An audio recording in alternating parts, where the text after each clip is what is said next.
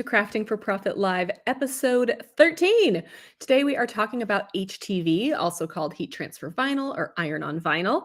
In this episode, we're talking about how you can use HTV to launch your craft business without having to spend a lot of money. You can ask questions in the chat if you're here joining us on YouTube Live.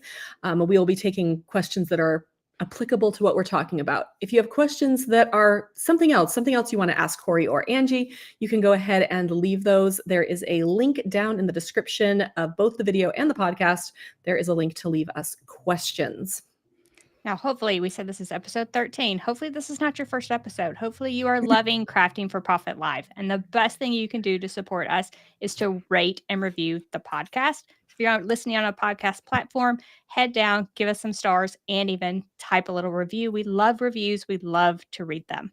If you're watching on YouTube, give us a thumbs up and be sure to follow our YouTube channels because that supports us as well.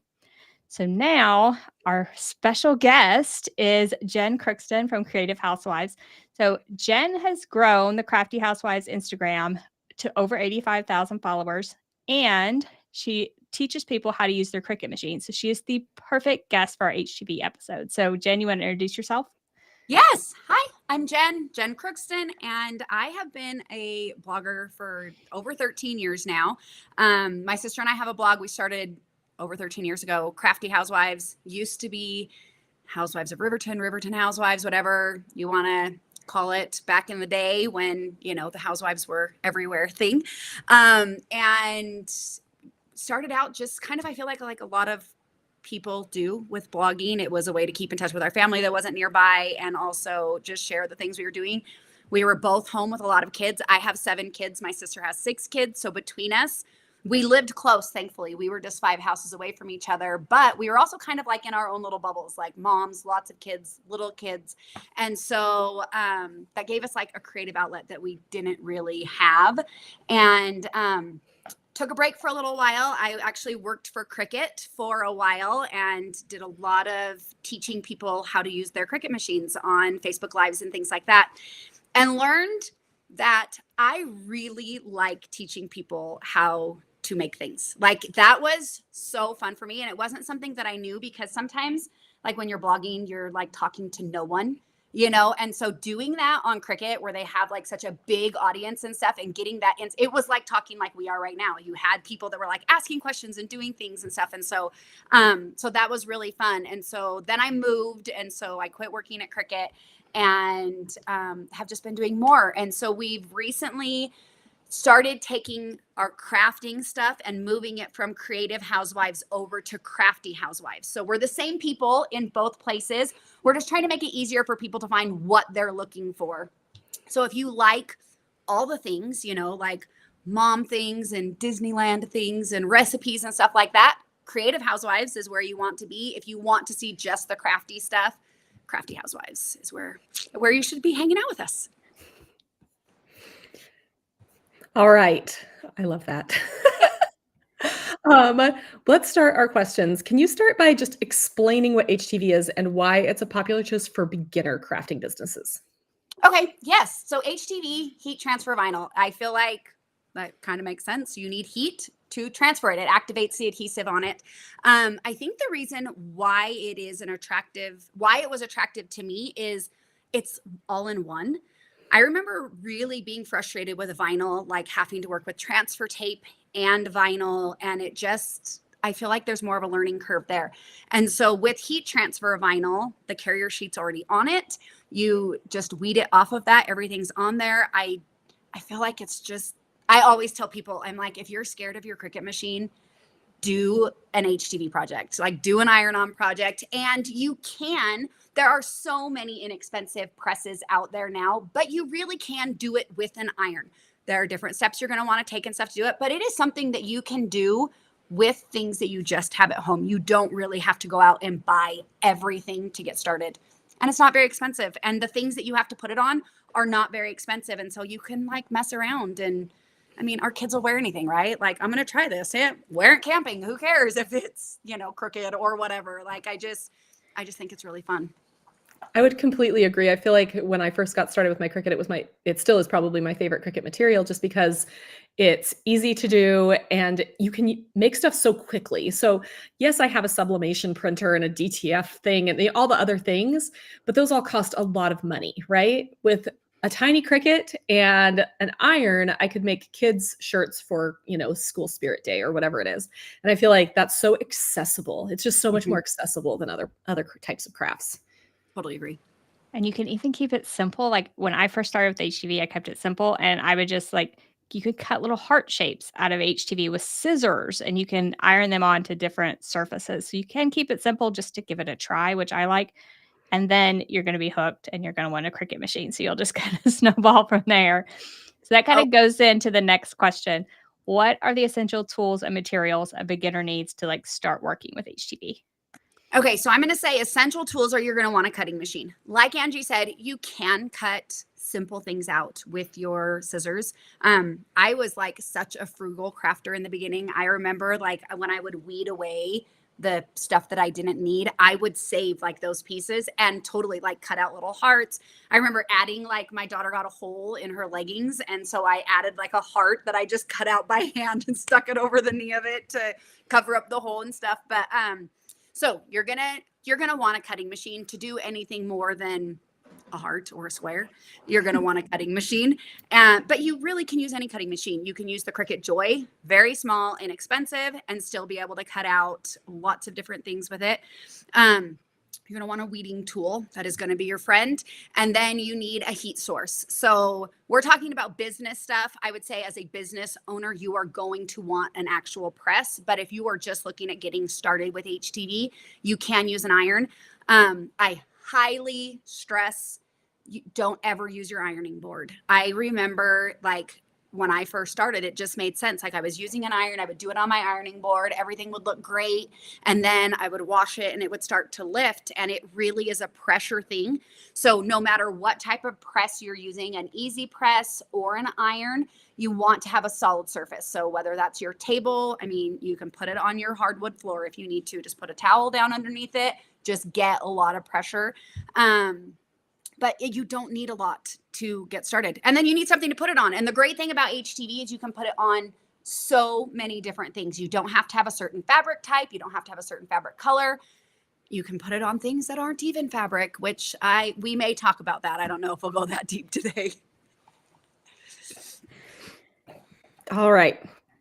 I'm sorry, guys. My throat is a little rough today. Can you walk us through the design process for an HTV project from idea to final product? Yes. So I would say the first thing you want to think about when you're starting an HTV project is the amount of adhesive that you're going to have. So I see a lot of people with both regular vinyl and heat transfer vinyl trying to cut these really tiny, intricate things, and they do look really cool. But you just have to think about how little adhesive is holding that on. When you cut those really fine lines, that's just not a lot of adhesive to stick it to what you're sticking it to. And so I always, when I'm doing things with vinyl or HTV, I just think about the size, the amount of adhesive that's going to be on it, and how difficult it might be to weed. So some people really love weeding things and some people really don't. And if you are not someone who loves weeding, you're going to get frustrated really quick if you try to cut out something that is just super intricate and really when you're worrying the whole time about it lifting something that you don't want. So that's the first thing that I would say when you're talking about a design, is that you want to make sure that it is something that has enough adhesive on it that it can really stick to your base material. So then you're going to use your Cricut machine. You're going to, whether your design's already in Design Space or you upload it in Design Space, you're going to use your Cricut machine and you're going to cut it out. You do need to make sure that you mirror your image when you cut it out. I'm pretty sure 99% of HTVs these days have their own carrier sheet. And so when you're laying it on your cutting mat, you're laying it so that the adhesive side is up. So you want to have that mirrored so that it lays right. This is especially important if you have any letters, numbers, anything like that that's going to read backwards. Then you're going to weed it. And then this process of applying HTV is actually really simple. You want to make sure that your material is clean. We always use a lint roller. So make sure your material is clean. Make sure that you preheat it. Vinyl, or HTV, just like sublimation, like moisture is the enemy of it. If you have moisture in your shirt and you can think it is completely dry, I promise you there is moisture in it. So you're going to want to press it. And most every press that you use will tell you like, or every material that you use is going to say pre-press for 5 seconds, pre-press, whatever. You can pre-press for however long you want. You're just getting the moisture out. If you still see steam coming up, keep pressing a little bit longer. So you're going to preheat it and then locate your design, put it where you want it, and press for the time that is recommended. If you are using like the Cricut Easy Press, there is the Cricut heat guide that will tell you exactly, like you put in what press you're using, you put in the material that you're using. So if you're using like glitter or HTV or everyday, whatever you're using, and then the material. So if it's 100% cotton, whatever, and it tells you you're going to press at 315 degrees for 30 seconds. And if you follow the steps on that, you really can't mess up because it tells you like pre-press it, you know, like it walks you through all of the different steps. And then, yeah, you want that firm surface that you're pressing on, press for the full amount of time that it says. And then once upon a time, recently, apparently, Cricut stopped recommending that you press from the back, which is the strangest thing in the world to me because like we beat that into people like you would not believe because it, and I still believe it makes a difference. When you press from the back, you're just really helping that adhesive get stuck from both sides. So I still recommend that. I don't really care if Cricut does or not. I still say with an easy press or anything handheld, pressing from the back is going to give you a better result. Now with a heat press, I wouldn't, but with an easy press, I even feel like with the auto press, like because you just said, like, I mean, an actual, yeah, like those clamshells or those that you get that really tight, you're probably fine. But I just still recommend it. I just think that it does make a difference. And then the last thing that you need to be paying attention to, again, if you're using a Cricut stuff, it tells you, I'm sure other ones tell you as well. I just use Cricut more than anything else, but it tells you if it's a cool peel or a warm peel. And the thing you need to know is there is no hot peel. People might say that even if it's a warm peel, even if you read something that says hot peel, you need to let it set for a second so that adhesive has a chance to stick to the fabric. If you try to, it doesn't matter how great you got it pressed down. If you try to pull that carrier sheet away while it's still really hot, oh, sorry, we're getting thumbs ups. You are going to lift that material up. Like it's just going to happen. And then it's just recommended to wait 24 hours before you wash it or anything. And then just follow the washing instructions. And that cool peel, that is a cold peel. Like yes, yeah, Cricut HTV is a cold peel. Yes, especially if you're using anything that is like the foil or the like shimmer, things like that. I feel like you will see every wrinkle of peeling off that carrier sheet if you don't let it get completely cold. And it really doesn't take long. I just always remove it from wherever I pressed it. So if I like pressed it on my auto press, I move it over to my table and that helps take the heat out really quickly. It's not like you have to wait 20 minutes or anything like that. It's pretty quick. I'll recommend a DTF cooling block. It can be your best friend. It's super inexpensive on Amazon. Run that cooling block over the HTV and it really pulls the heat out. So I use it for not just DTF, but just about everything. That's awesome. I don't have one of those yet, so I'm going to have to. I have used, because I don't have one, I have gone and gotten a sublimation tile and actually just used that, and it actually pulls the heat out really quickly. Yeah. So any kind of tile. But one thing I was going to say about the peeling is there are very few things that also just can't be peeled cold, right? Like almost everything, if it says warm peel, you can still peel it cool. Like you don't have to peel it warm. I know that the one thing that I think I've seen that really only works when you have to peel it pretty darn warm is when you do HTV on metal. It just doesn't work as well when you do it with a cold peel, but almost everything else you can just wait until it's cold. And honestly, half the time I think that's better anyway. Well, and I think the other thing, I mean, we're kind of getting in the weeds here, but if you're layering HTV, then like you're going to press that first one for like half the time. And then if you're pressing right on top of HTV, HTV sticks to HTV really, really well. And so that you can just kind of peel up and get off there pretty quick because you're pressing for like 5 seconds. It's really quick. And so that's probably the only other time that I've been like, didn't really have to worry about it. But getting that adhesive to stick to fabric can be a little bit tricky.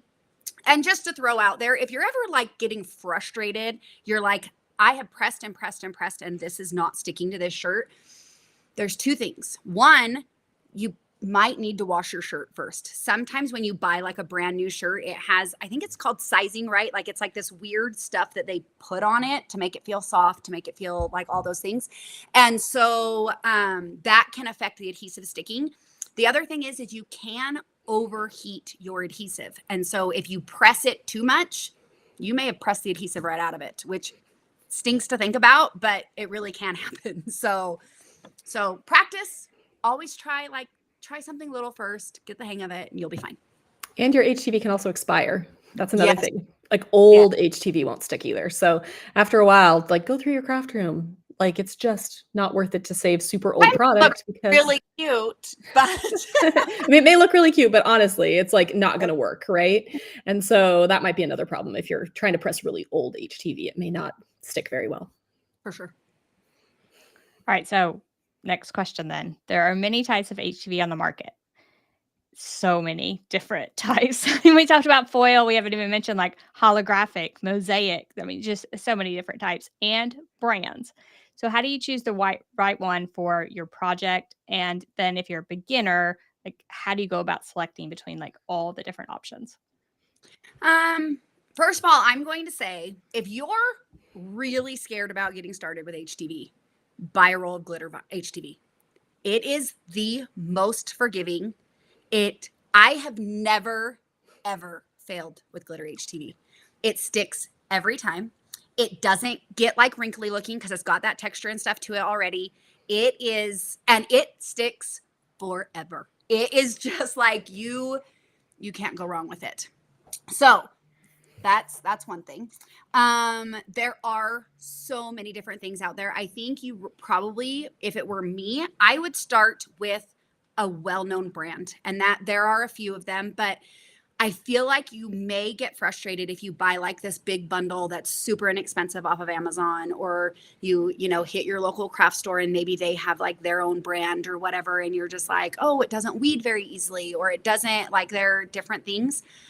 Personal experience here, I have always had good luck with Cricut. I know that people love other brands and stuff. I have had great luck with Cricut just by following like their steps and their recommendations. I am one to really like take advantage of a sale. And so like, I know people don't like prices, and I just don't ever try to buy anything full price ever. And so I feel like that helps, but there are things out there. You want to use the right material for your base material. So if you're doing like leggings or like a really stretchy fabric, make sure that the HTV that you're using has some stretch to it. And so like Cricut has their Sport Flex that works really well on those types of things. And I think like as you learn, you're going to have like your favorite things, and people will say this is better or this is better. And sometimes I want to say it's like a Canon and a Nikon. It's just what works well for you. And the best product is going to be the one that you follow the instructions on and actually do what it says, and not just think you know what you're supposed to be doing. But we could probably do an entire other episode on different just types, not even brands of HTV. And so I'm just going to stick with, I wouldn't try anything like super specialty to begin with. Glitter, I don't feel like is super specialty because I feel like it's so easy to use. So outside of that, if it were me, I would use something that's well known, which reminds me, Corey and Angie just told me about this other brand that they like. And so I just got to try it. This is like probably maybe only the second time I've ever not used Cricut. And I was really impressed with this HTV. So it's the B Flex, right? B Flex Gimme 5.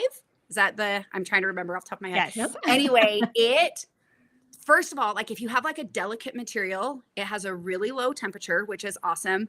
And it's so fast, like so fast. It's really cool. So I would also now recommend that one because I really enjoyed using it. Yeah, so I've had luck with various brands, and I will say every time I've done an HTV comparison and I order those deals off Amazon that's like 99 sheets for 99 cents or something. Mhm. Those are always the bottom ones that fail every test. And it doesn't matter if I'm doing like puff or regular or whatever, every single time that's the one that fails for me. So I just stay away from those ridiculously low priced ones because I feel like it just leads to frustration.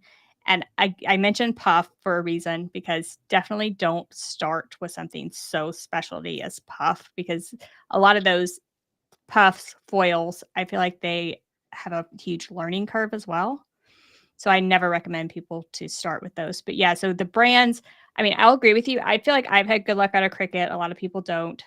Caesar brands are always good for me. And then you mentioned the B Flex Gimme 5, and I'm in love with that one just because of the like low temp, low time, and I can just put it on anything. Yeah. I think another one we didn't mention is the dollar store. People buy HTV at the dollar store. Probably not good for your business. Good for your bottom line, but not super high quality. It's going to be similar to the cheap brands you get on Amazon. So I would definitely start with a high quality brand. Yes, you are paying a little bit more for it, but you're not going to have unhappy customers who are like, my shirt didn't even survive one wash, or you can't get it to stick, or any of those things. Yes, Agreed. this is like crafting for profit.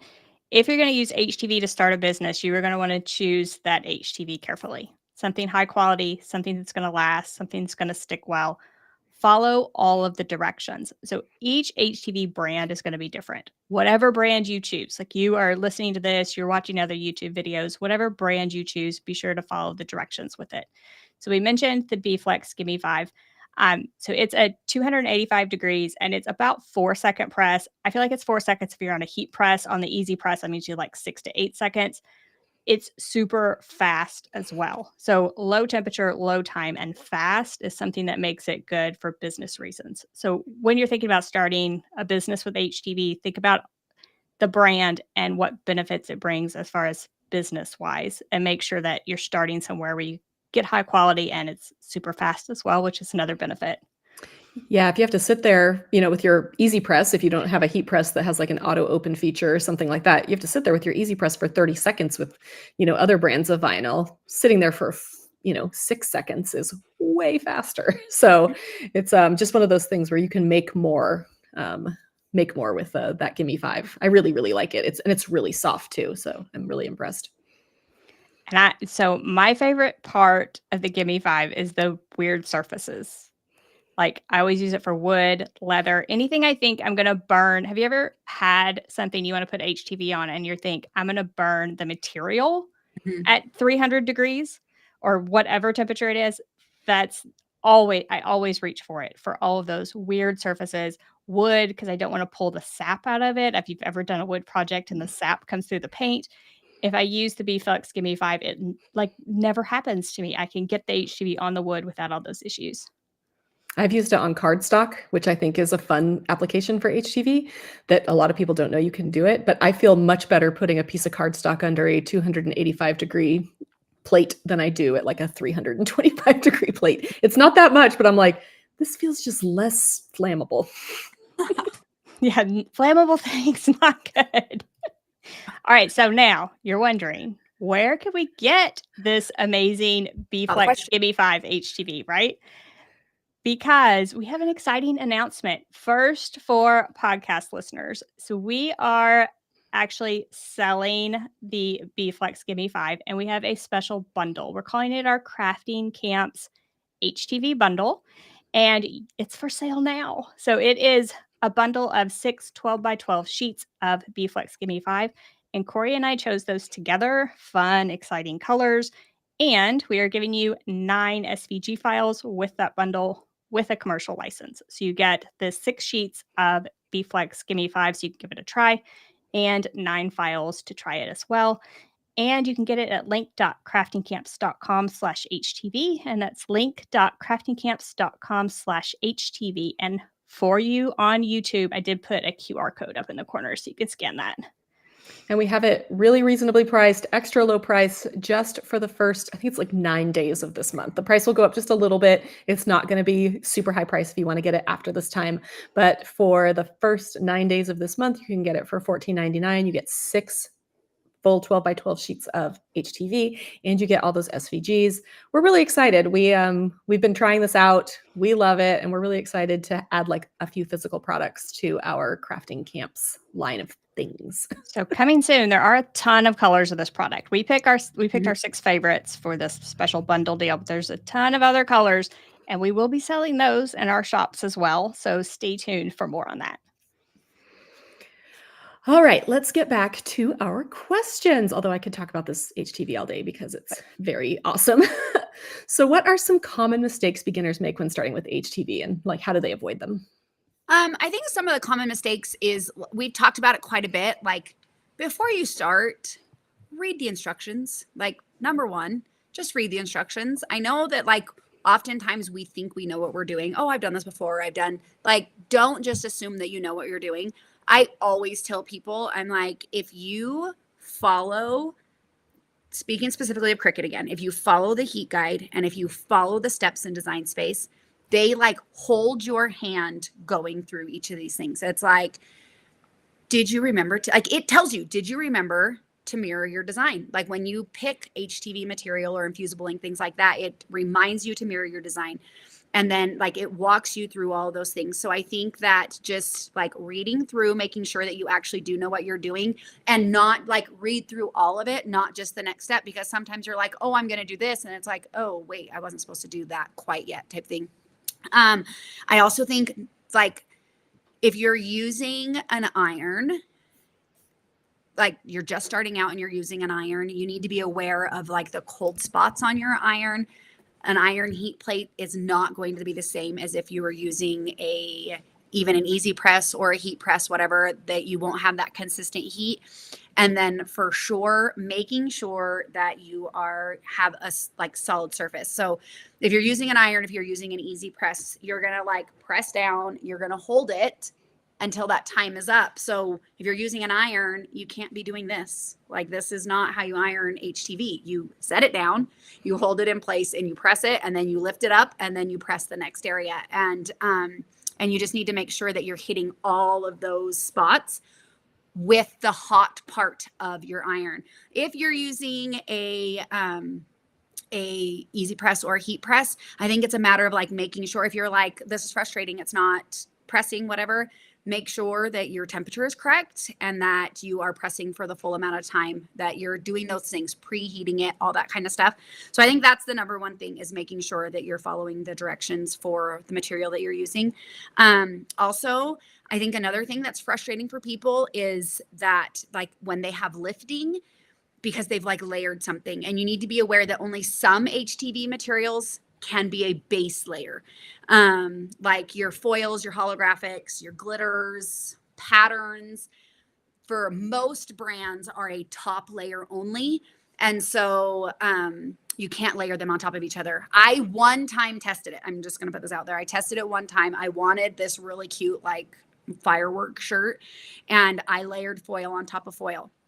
It looked awesome. I had to repress that thing every time I washed it because it would just like peel up. But I'm like, I can't even get mad because they tell me that foil is not a base layer. Like it's and so that can be frustrating. Like I took a chance. I knew I was doing something wrong, but just know it will likely lift if you do that wrong.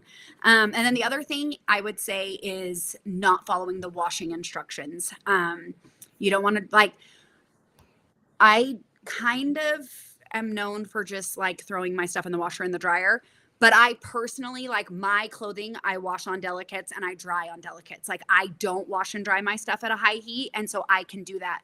You wouldn't want to throw them in with a load of towels because that is going to be hotter water and a hotter drying temperature.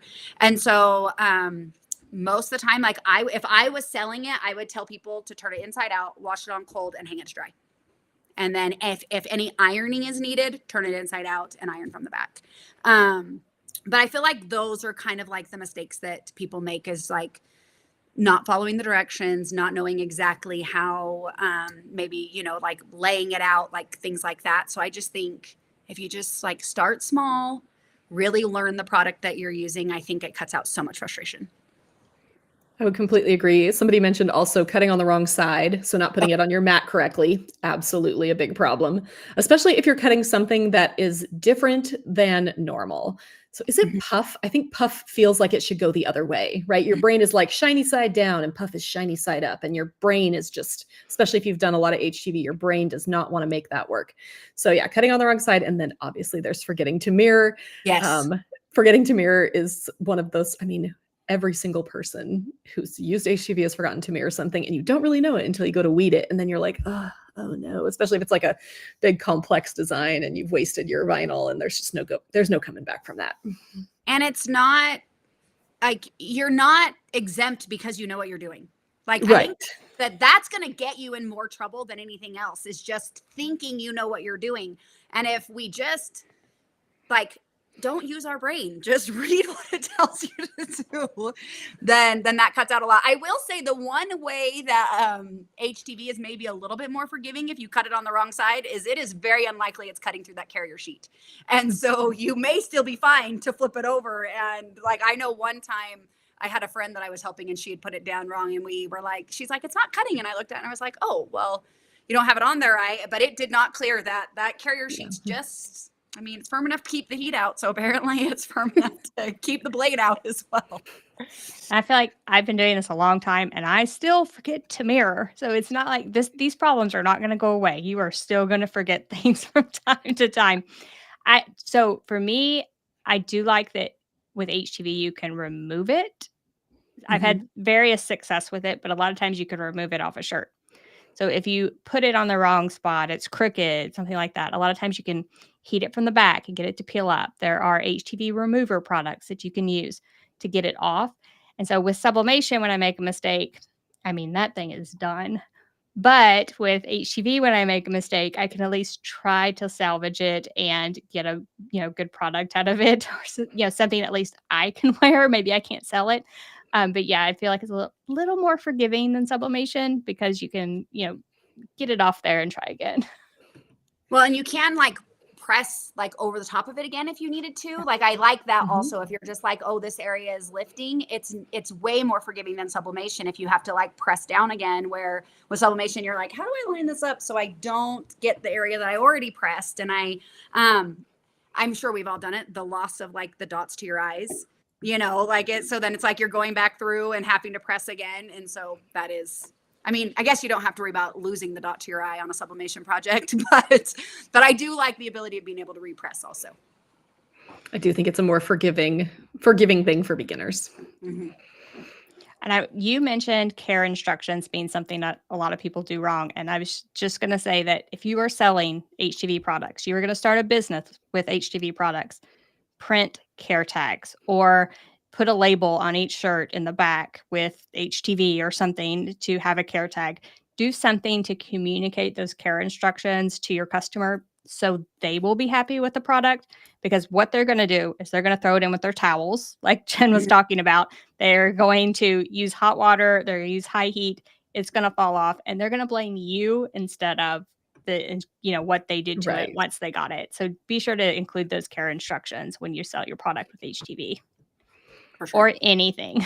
Yeah, I was gonna say, I feel like HTV, it's different than vinyl, but a lot of that stuff kind of is the same. Like, I wouldn't want to soak an HTV project for an extended period of time. Like, I wouldn't want to leave it soaking in things. I feel like adhesives just break down, right? Like, it doesn't matter if it's a heat activated one or not. And so, like we would tell people if they put vinyl on a glass, don't soak it in a sink full of water. I would say the same thing about an HTV shirt. Like, don't soak it in hot water. Like, adhesive is adhesive.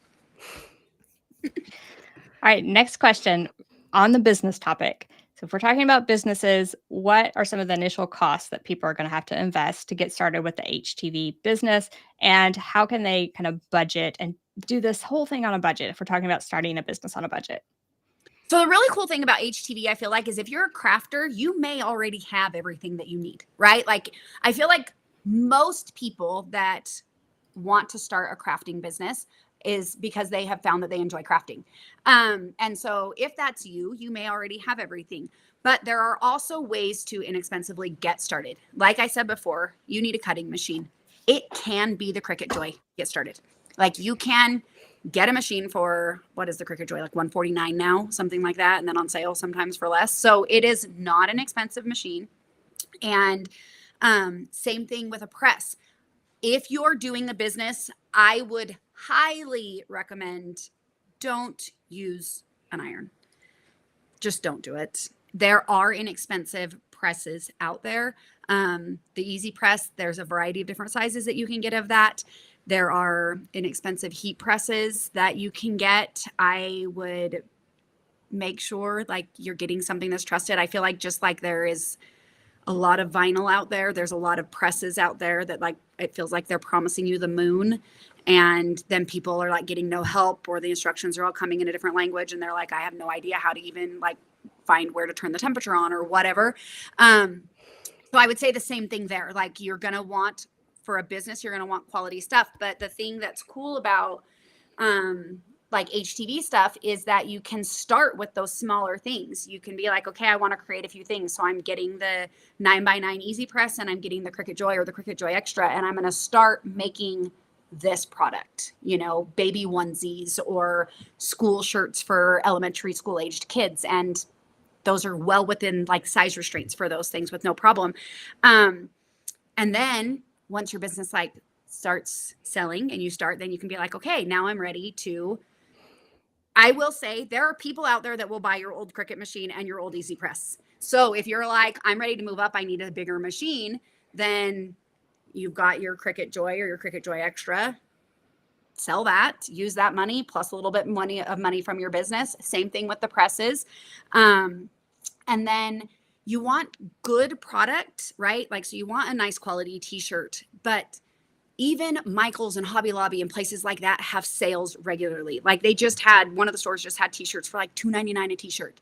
And so I would say that's the other thing is like, don't overbuy just because it's on sale. Like, don't be like, oh, I'm going to buy 300 shirts. And then you're like, I have sold 3. And then you have all this stuff and you spent your money on that. So like, you don't want to do that. But pay attention to those sales. And then that's saving you money. You don't have to be pricing your product based on that sale price, right? You want to price your product as if you had to pay full price for it or what you could buy it again for. And so, so I think that like, those are the things that I do is I'm like, I look for sales. I do stock up a little bit. Like if you know, like, hey, I sold 20 shirts for back to school last year and this was the color t-shirt that I used and whatever else, you know, like you can be like, okay, I'm going to prep again for that while they have them on sale. Keep your receipts, return things you don't need. I mean, I just like, I feel like it's pretty forgiving to start with because the things are readily available. Like you can run to the craft store and buy another roll of iron-on and you can run to the craft store and buy another t-shirt. And so you don't need to be putting out a ton of money right up front. Angie and I talk about it a lot too, that Bella Canvas has a, their makers account, which, means that you can order wholesale pricing, but you don't need a reseller license. If you're running a small business, you might want to get that reseller license. Angie and I both did it recently. It was 1,000 times easier than either of us had made it up to be in our heads. So it took me like 10 minutes and they were like, approved. Oh, well, why did I wait so long? But with the Bella Canvas Makers Program, you don't even need that reseller license. And then you can get those Bella Canvas garments, which a lot of people really love. They're so soft. They come in a bajillion colors and a bajillion styles. So that's another really good resource for blanks. And then over time, like we're talking about the investment as beginning with HTV, but over time you can just change this up. So maybe you get a different heat press that auto opens and that saves you time and you make your products faster. And then you dive into sublimation shirts because you can now invest in a printer.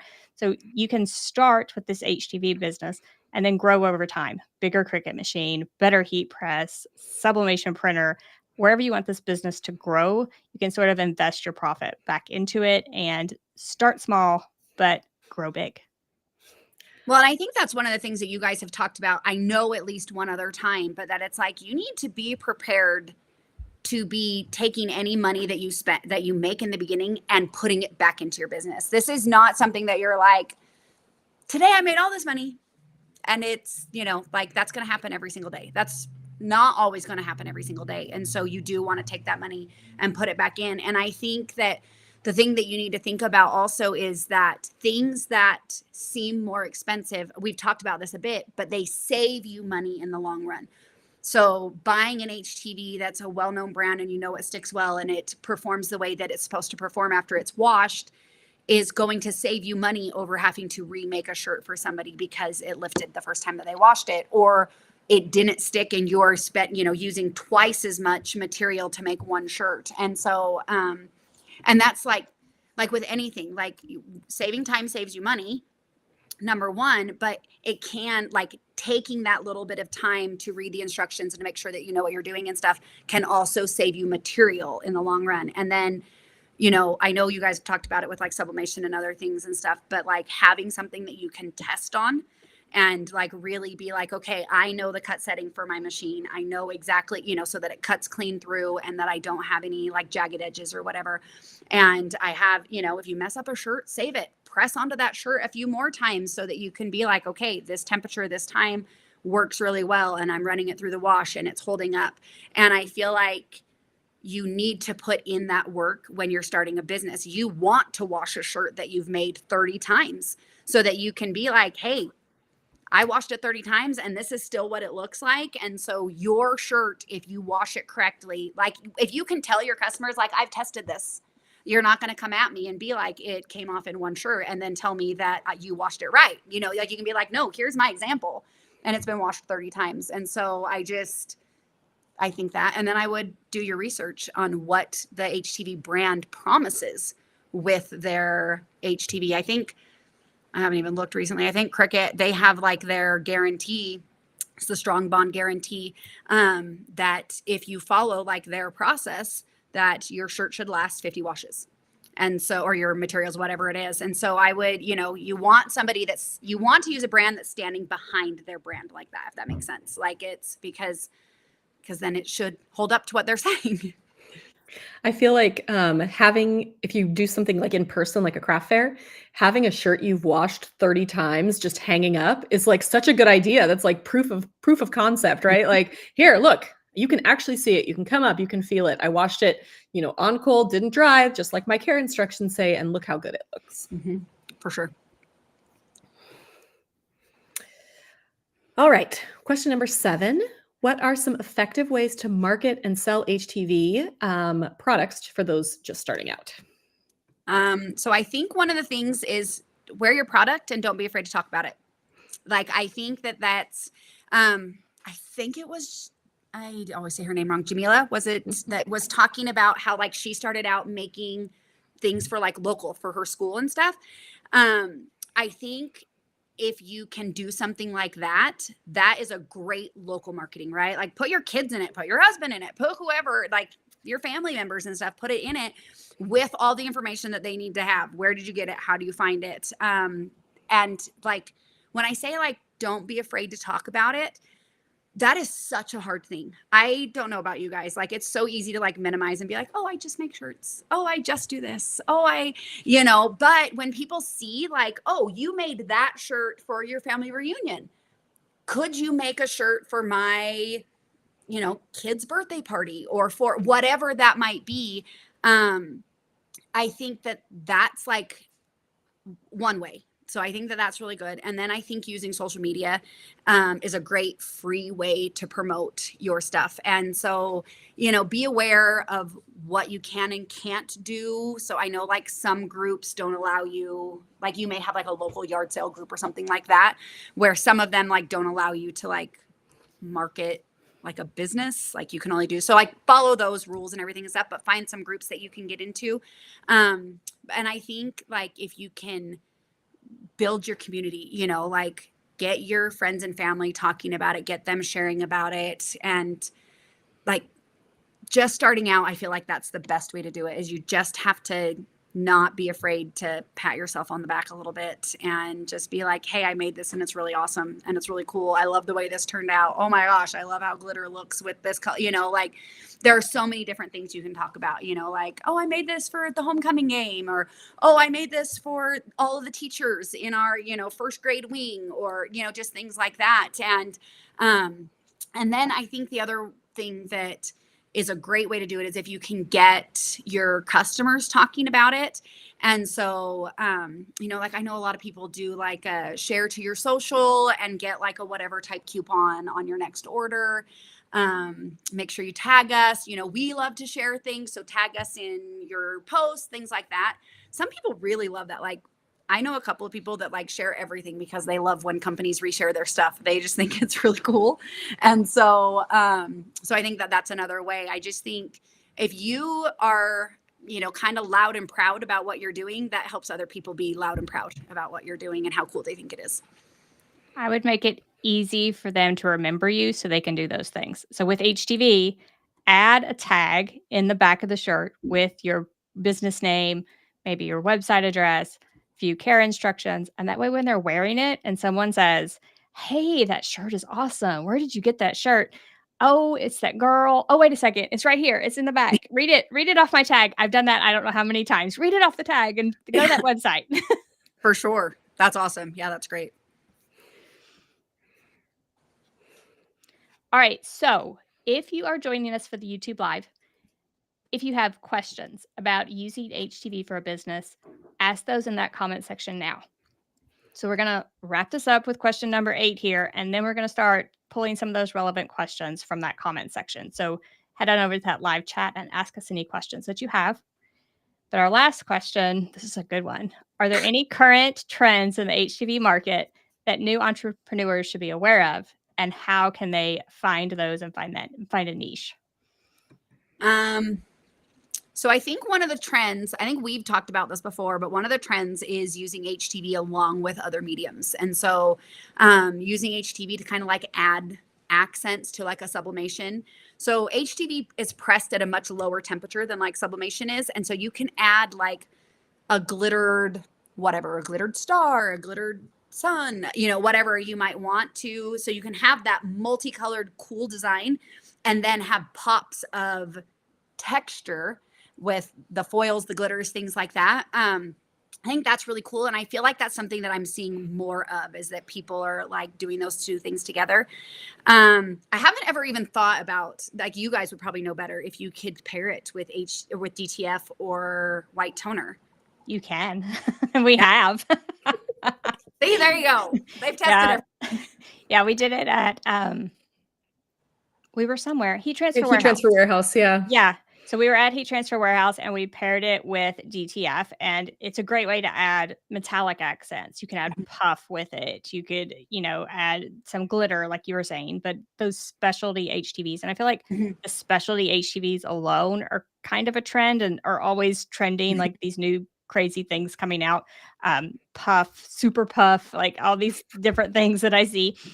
So I feel like all of those are a trend, and combining the trends is almost something that I see. So combining, like you said, different mediums, but also just like a glitter HTV. Have you seen the shirts where they're like glitter HTV and foil and puff, and they put them all like, the same word, but in a line with all the different HTVs, and they're so cool.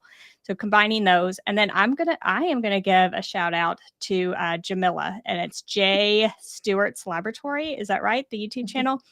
She combines, it was HTV with embroidery. I was just going to mention that because it's so good. It is the best thing I have ever seen in person, and I hope she has a YouTube video on how to do it. If you have an embroidery machine, combine, like, this is your calling. Combine HTV with embroidery, because that is some amazing, amazing stuff. And it's so unique, right? When you combine those two things, and it leaves an impression when someone sees it. And I feel like combining the things gets the super unique look that gets people talking about you naturally, and will just grow your business that way. Yeah, I feel like we still see a lot for another trend. I think we're still seeing a lot of HTV on wood. I feel like that's still very trendy, especially if you have that sort of Joanna Gaines, I don't know what to call it anymore. Country chic style. I don't know. I'm sure there's a better word for it. But I'm still seeing, I mean, at the craft fair that I did a couple of weeks ago, there were like 3 vendors still making signs, and I saw people carrying them all around. People love a welcome sign for their front door. Those big round welcome signs and it's so much easier to do HTV on wood than it is vinyl. And it's so much easier than stenciling. So it's a good option, crisp edges, faster than either other option. So HTV on wood is another place I feel like is still going to be trending for a long time to come. I feel like the other thing that I'm seeing pop up recently, again, like I feel like 4 years ago I was seeing them everywhere, and now all of a sudden I'm seeing them again, are the banner pennant type, like, you know, like little flag things and stuff. I feel like all of a sudden those are coming back again, like with the little tassels and stuff hanging on them. It feels like they had a moment kind of like pre-COVID, and then they like stopped, and now I'm like seeing them pop up again everywhere and stuff, and they're really cute. But as far as like finding your niche, I think you have to love what you're doing. Like, it is zero fun to make a bunch of shirts for maybe like the local school if you don't have kids in the local school. You know, like you might be like, no, I just actually, what's fun to me is just using HTV, and I'm cool with that. But I think that if you can find, like you guys have talked about it like a billion times, like what can make you money and what you love, and get them to overlap there somewhere. And so, and I think you can get pretty specific there, finding a niche, and then find your people, right? Like they will come to you and they will be excited about what you're offering and stuff. And so if you love hiking, you love crafting, and you love hiking, combine those two things and make some really cool hiking shirts or hats, or, you know, all of those different things, labels to put onto your bags, or, you know, whatever it is. I think that finding a niche is something like you should be looking into yourself of what you love and what you know, maybe has helped you or is beneficial to you and stuff. And then find those people instead of trying to go find what people are looking for. Because if you're doing that, there's probably like 900,000 other people that are doing it, you know, and then. You made me really want to start a crafting and hiking business, because I love both of those things. And now my wheels are turning, and like I need like a 4th or 5th business over here. But that just sounds so fun, like catering to all the hiking people, all the outdoorsy folks that I have up here in Washington. We just need to have like a little cabin that you can come and you can craft at, but then there's like cool hiking trails all around it. So you can just Sold. Let's do it. I'm quitting this job. Bye, guys. I'm going to go do that now. We'll host a yearly event and invite all of our crafters and hikers to come. A very specific market, but I know some of you would come. It's under the camping brand though, so you're good. Oh, perfect. Camps. Under the camping brand. It fits under crafting camps. You're fine. Perfect. There you go. An in-person crafting camp. We got it. But we're actually camping, guys. Well, all right. So we are going to take questions. I know there are a couple questions over there in the comments, but while Angie kind of gathers those questions, let's talk about our Cricut Craft Kit. So we launched our first Cricut Craft Kit. This is underneath our Crafting Camps label for me and Angie. And it is almost over. We have 5 days left. It's been up for 3 weeks. We have gathered together 15 different Cricut content creators and basically made a super mega awesome bundle. That's what we should have called it, the super mega awesome bundle. We're calling that the kit. And so basically it is $1,000, over $1,000 worth of Cricut resources and files, e-courses, cheat sheets, SVG files, fonts, all sorts of stuff for $29. And it's only available through the 5th. After that, it's not available anymore. It is amazing. There's more than 30 resources all in one place. You download it from the same place you go to our camps. So if you already have a Crafting Camps Teachable account, it's so easy to access. Plus, you get lifetime access to everything that you download. So it's up for, I don't know how long we have it up for, like 6 months, I think. I think so. If you download it, it's yours forever. Like we're not cutting you off. You just need to get it on your hard drive, and then it is yours forever. So if you would like to get that, Angie has put our link below. It's just cricutcraftkit.com. She also has the QR code if you are, I never point the right way on YouTube. It also has the QR code if you are on the YouTube video. And we also have a link down in the podcast notes as well. It is such a good little deal. $29, $1,000 worth of resources. It's just I don't know. It's an awesome little kit. Yeah, so don't miss it. I feel like we're gonna have people that are like, "Oh my gosh, I can't believe I missed it on August 6th." So August 5th, it ends. Buy it. Get it now. Get it now. Get all those goodies. All right, question time. The first one was, does the temperature you store HTV affect how well the adhesive maintains its stickiness? So basically, any storage advice. I think it should say on your stuff. I think most of them are just kind of like a room temperature situation. You wouldn't want to put it like in a tote in your garage where it's going to get super hot in the summer and then freeze in the winter.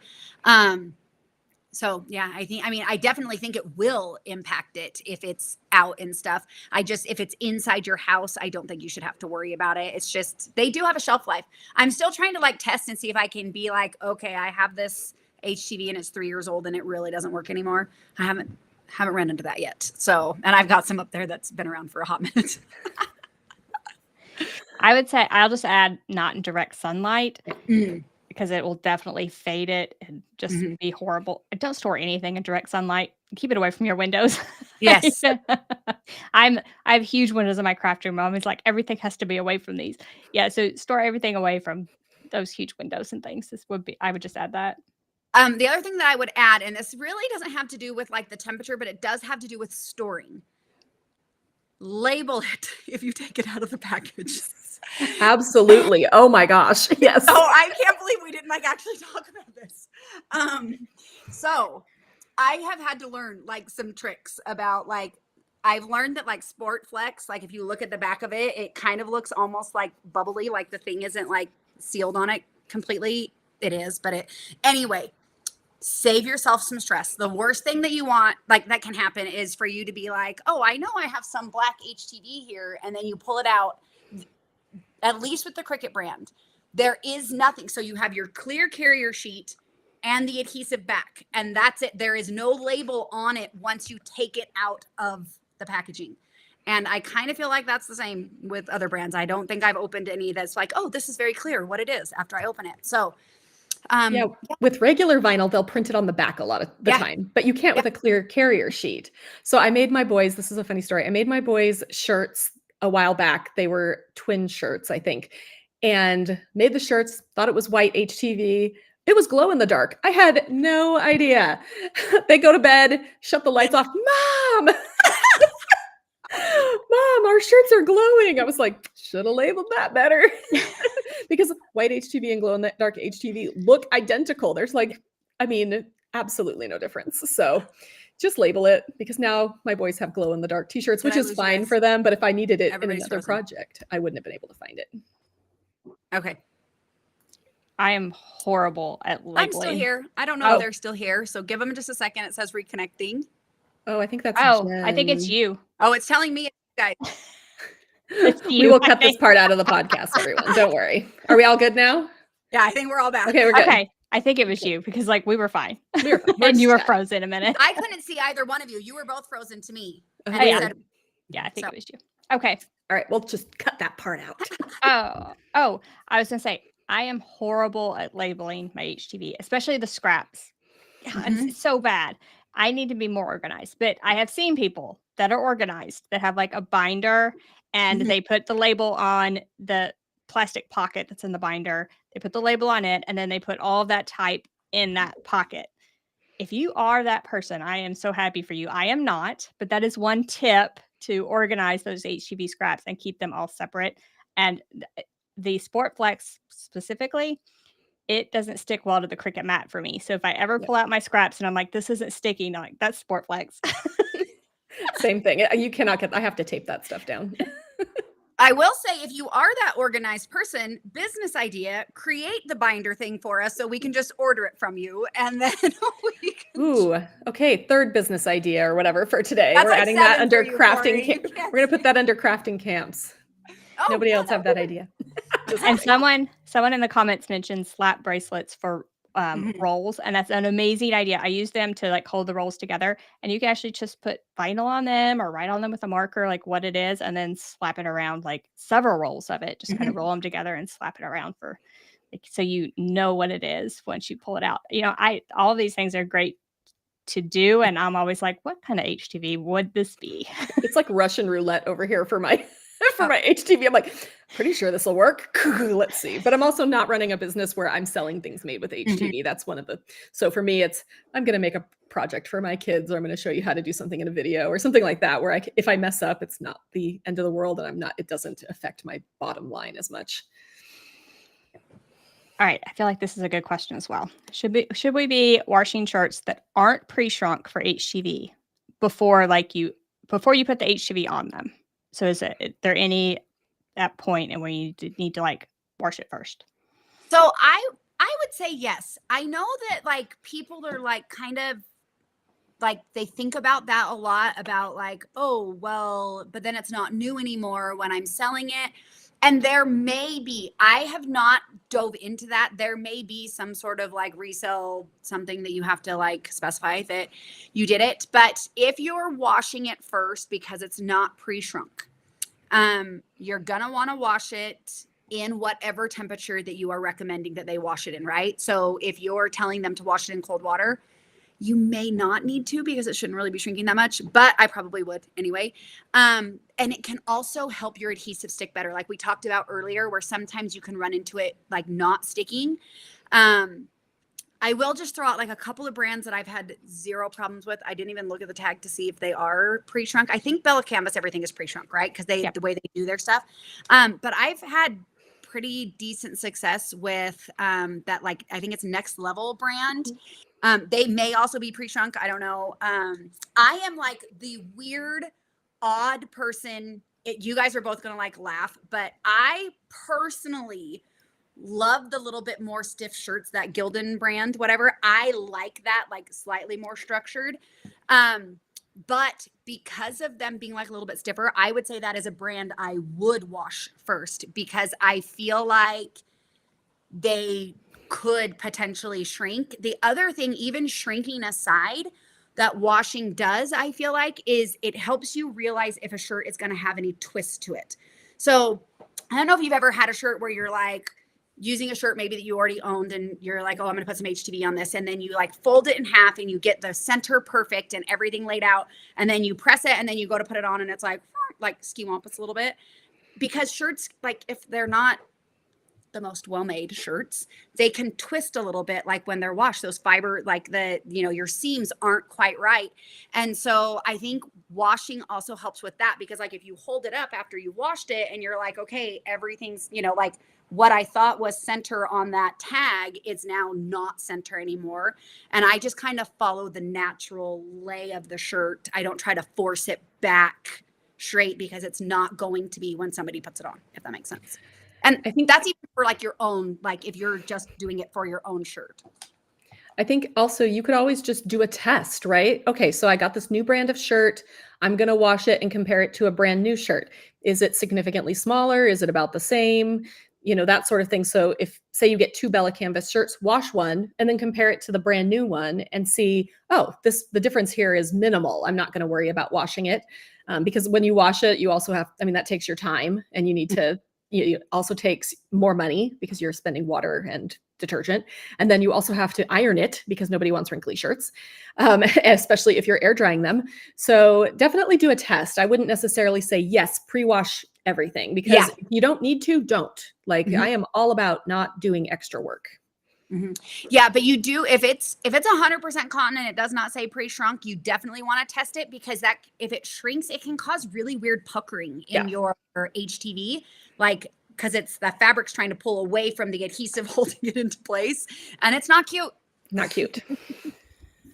So I will say, when you find that shirt, that pre-shrunk shirt, it works amazingly, stick with that brand.